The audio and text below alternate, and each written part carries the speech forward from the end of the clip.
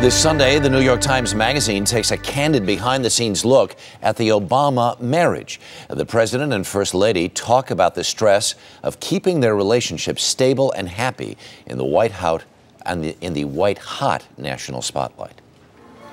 Some might call it a picture-perfect marriage, but the president calls the scrutiny of their private lives his biggest annoyance since becoming president, like their much-publicized date night last May, that not-so-simple dinner and show on Broadway.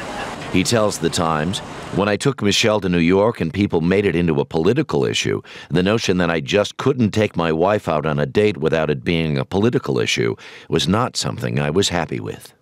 Michelle Obama is equally frank. In discussing stressful times in their marriage, she tells the paper, "The bumps happen to everybody, all the time, and they are continuous."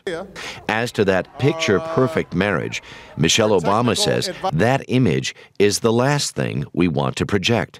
It's unfair for young people who are trying to build something to project this perfection that doesn't exist. Very candid stuff. Yes. Yeah. And an exhaustive piece, big piece.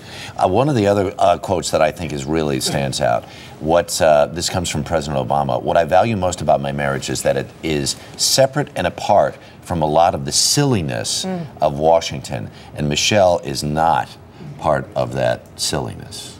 And Mrs. Obama said, this is a very good thing that has come from their marriage. It's the first time in their marriage that they've lived 7 days a week in the same household with the same schedule. She says that's been more of a relief for me than I would have ever imagined. Big stuff. Times Magazine this weekend.